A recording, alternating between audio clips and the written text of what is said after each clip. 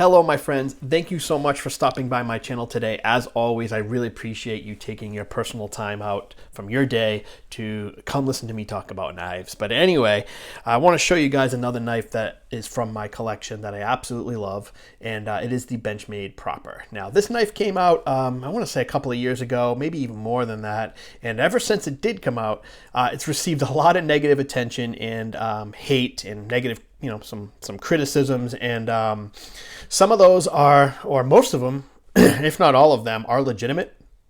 So I am going to discuss that in this video, but I do love this knife. I carry it a lot, and I want to tell you guys about why I like it so much, because it might be a knife that's for you, it might not be. And I'm not trying to push any knives in my collection on anyone, just trying to share my collection with you guys and tell you why I like it and add some information out there, so that if you're thinking about getting one, you have some other types of information or additional information to refer to. But anyway, this is Benchmade's first attempt at a slip joint. They are a US company, make all their stuff in the United States of America, and they are mostly known for doing locking knives. And so they decided to get into the slip joint market. Now, I think that's a great business decision, because there are a lot of people that cannot own or carry locking knives or knives that have larger blades. And so I'm particularly thinking about the United Kingdom, but I know there are other places and municipalities, I think within the United States, where you can't carry a locking knife. So there's a big part of the market that is not tapped. And so I think it's a smart business decision. And I love slip joints. I like all kinds of knives. And so when I saw this coming out and I saw the pictures of it, I was psyched, because I thought that the knife looked absolutely beautiful. And the styling of this thing is something that I absolutely am in love with, all right? It has a very traditional look to it. You can take a look at the handle there. It is very reminiscent of a traditional work knife, or a maybe like a sodbuster pattern. It's got like a curve to it though, so it's very ergonomic. It feels very, very comfortable in hand, and I love it. I love the size of the knife. It's perfect for an EDC knife, at least for me, and I have small to medium sized hands, and it's very comfortable for me. I love using it. And so you take a look at the blade here. We got a clip point blade that is reminiscent, once again, of a classic clip point that you would find on a traditional slip joint. But it does have a little bit of a modern flair to it. I think maybe the sharp angles and whatnot give it a little bit more of a modern look, but it does. I mean, you take a look at this knife and it screams traditional slip joint, but it also has this weird, unique modern look to it. You got some jimping there on the back spring there, and then going into the blade, which is a great place for it. It's not particularly grippy in that, that jimping is, I don't really think it's necessary, but it is a nice spot to put your thumb for using the knife, and it's frequently where I put it when I'm using it. The blade steel is S30V. Now, Benchmade does a great job with that steel, and that steel is more than good enough for what I use my knives for on a regular basis, so I get no problem with it. It's a very good steel. It's considered a premium steel, I believe, still. It's kind of dated, but they do a great job with it, and they've been using it for a very long time, so I'm very happy with it. Yeah, and the edge that it came with was super, super sharp. Now, it's not particularly thin behind the edge. I mean, it is thin, but it's not the thinnest. You would think it would be a little bit thinner for a knife that is like this. Usually slip joints of this size have very thin, keen blades, but this is actually kind of stout. It gives you a sense of strength, and it really doesn't seem to affect its ability to pass through material like cardboard. I broke down a ton of cardboard with this thing today, because I let all of the Christmas cardboard sort of pile up from the kids' gifts, and I went to town on it today with this thing, and it did great. I loved it, and I haven't sharpened this blade or even stropped it since I got it, and it is still very, very sharp. Yes, so great blade, great handle. I think, and the styling for me is just I absolutely am in love with it. I really am. And it's one of the things that really keeps me coming back to this knife. Now, it does have a lanyard hole. This is a very long lanyard because what I like to do is I drop this knife into my pocket. I let it fall in there, and this sort of hangs out. And when I'm ready to use it, boom, I just grab it and pull it out. So, yeah. Some people are into this kind of thing, lanyards and whatnot. Some people aren't, but whatever. It is there, and I do appreciate it because I am a lanyard person. And so, yes, I love it. I love this knife. I carry it a lot. I use it frequently. It comes in and out of my rotation on a regular basis just because it's such a great go-to knife. It's great for the office because it's pretty thin and low profile and classy. I think it's very classy looking, if that's something that you consider when buying your knives. I do, you know what I mean? This is a great knife to have for the office. It's not that intimidating, and it's beautiful. And I love this micarta. So you get a nice little sharpening choil there too. I didn't actually mention that, but that's good for sharpening. Now, let's go ahead and talk about the criticisms of this thing, because I do want to mention them, because I do think that they are legitimate. So, all right. So, like I said, this is a slip joint.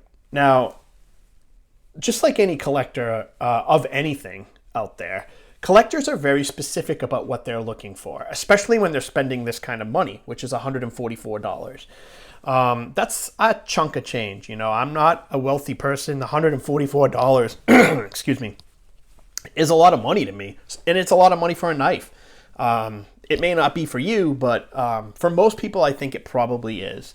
And so if you're a collector of slip joints and you're into traditional knives, there are going to be certain things that you are going to look for. Just like, if you were to spend $600 on a Chris Reeves Sabenza, there are certain things about that knife that you're going to expect are going to be there. Now, this is not a $600 knife, but it is $144, $150 depending on where you get it. So, there are some things that it should have, especially if it is a slip joint. And so one of those things that slip joint people or even locking people look for is the appropriate or nice action. Now, for a slip joint, people like to have a half stop, which this knife does have, but as you can see, I can easily manipulate that blade. It's not sitting in a sturdy position in that half stop position. And there is really no snap there at all. I mean, you guys didn't hear anything, right? I'll put it down by the mic so that you can hear it. No snap. Nothing at all, okay? It does snap in the open position, and I actually think that the lockup in the opening position is fine. It's pretty sturdy, and I have never had this knife close down on my fingers. Now, I'm pretty careful when I use my slip joints. I try to be pretty careful when I use my knives in general, as most people should be, because it doesn't matter if it's a slip joint, a locking knife, a fixed blade. You should be careful because knives are dangerous, or they can be, when used in a stupid way. And so a lot of times when I've cut myself with my knives, and I've cut myself with locking knives much more than I have with slip joints, and that's mostly because I carry a locking knife on a regular basis more frequently than I carry a slip joint.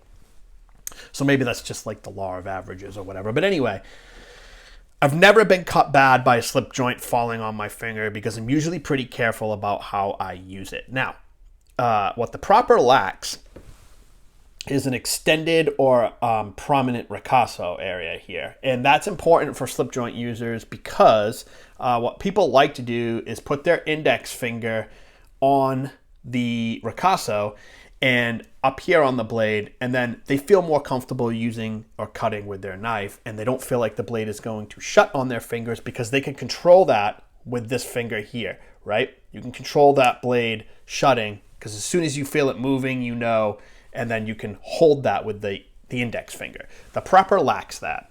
And that is something that traditional knife users are going to, or slip joint users are going to probably demand. And it doesn't have it. So that is a definite legitimate issue. So we've already talked about the back spring, the half stop. Very, very mushy, no snap. And people often refer to this knife as having a mushy feeling action, and it does. It is weird. It's a very odd sensation if you guys have one of these or used one or played with this action. It's very mushy. That's the best way to describe it. So you got that very weak lock up in the half position, and then a lot of people point to this, a traditional slip joint, a good one. When you go and press the blade forward, it should snap back, right? The back spring should be strong enough to pull that blade right back into position when doing this. It does it like a little bit, but if you even press it any more than that, it just stays that way. So that speaks to the back spring strength, and that is something that people really don't like about this knife, that it has a weak back spring. And it's true, it does have a weak back spring. In terms of pull strength, I feel like it's fine. It's just very mushy and weird feeling, and I don't know why it is that way. But it is a legitimate concern, and I think you guys should know that before you spend your $144. Now, for me, personally, the knife is so beautiful and feels so nice in my hands and really is an amazing user. I mean, I've used it for so many times, and I really enjoy it, and it's been a great tool for me.